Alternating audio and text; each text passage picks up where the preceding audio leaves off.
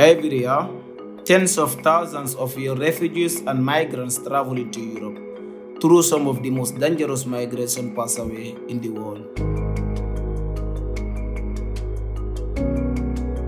Overall, many children, especially adolescent boys, as well as young men, move towards Europe. Throughout their journey, they are exposed to different forms of violence, including sexual violence.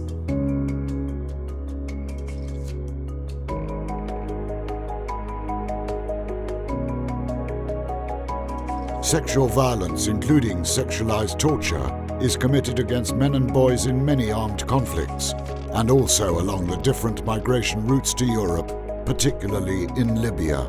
Some men and adolescent boys also experience various types of sexual violence, including sexual exploitation, after their arrival in Europe. Unaccompanied boys, boys and men with diverse sexual orientation and gender identities, boys and young men with disabilities are particularly vulnerable to sexual violence and sexual exploitation. The impacts of all forms of sexual violence can be severe, not only for the survivors, but also for their families and communities. Sexual violence has many different short and long-term consequences, including psychological, physical, social, and economic. Often people in general, as well as frontline workers, are not aware that male youth are at risk of sexual violence and exploitation. In fact, there are many myths about sexual violence against youths that are incorrect and that everyone, but in particular frontline workers working with boys, need to address better support survivors and encourage them to reach out for help. Myth: young men should be strong enough to fight off a perpetrator. Fact: this assumption is based on the harmful gender stereotype that men and boys are always strong and able to fight. Anyone can become a victim of sexual violence, and the victim is never to blame. Myth: sexual exploitation of adolescent boys by women is not a serious issue. Fact: all types of sexual violence by any perpetrator is harmful. Even if it is far less common for women to commit sexual violence, the violence committed by them is still harmful.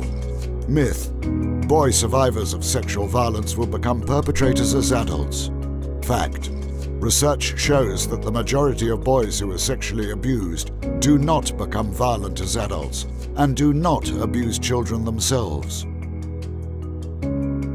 Myth: men and boys who experienced a spontaneous erection during sexual violence must have enjoyed it. Fact: anyone can sometimes experience a physical reaction that they cannot control. It does not mean that they wanted the sexual violence or that they liked it. Myth: sexual abuse by men causes boys and young men to become gay. Fact: sexual violence, especially rape by a male perpetrator, can lead to heterosexual boys and young men feeling confused about their sexual orientation. Gay boys and young men may feel that the abuse caused their sexual orientation.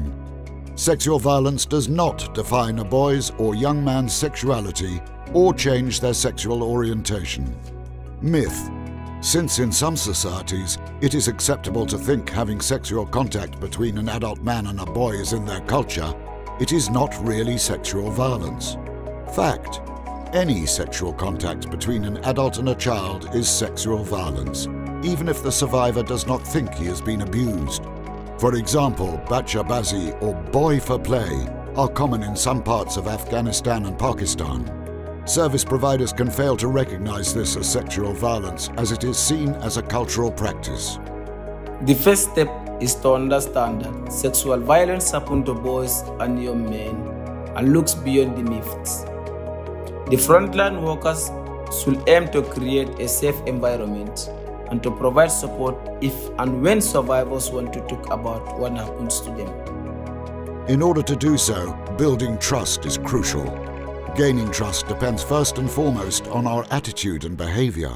To help build a trusting relationship with male youth, it is important to apply a survivor-centered approach by practicing the principles of safety, confidentiality, respect, and non-discrimination.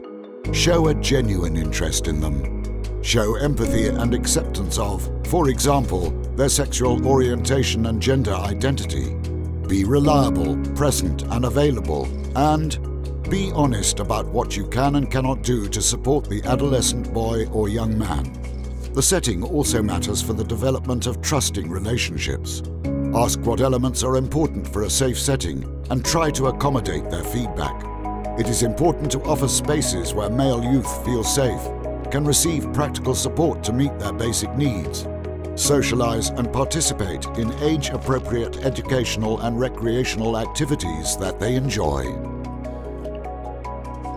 It's important to build on existing programs where appropriate. Activities to support survivors can often be implemented through programs that are already in place. Finally, providing relevant information and raising awareness are essential.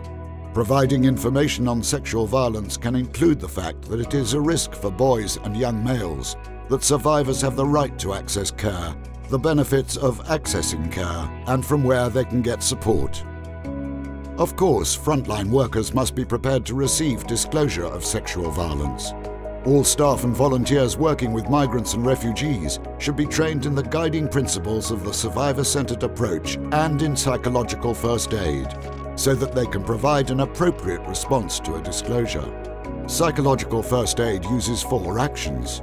Prepare, which means at least knowing referral options for male survivors of sexual violence and have basic training is essential.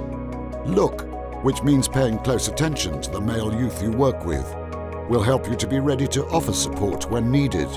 Remember that your role is not to seek out survivors of sexual violence, but to be available and equipped in case someone discloses.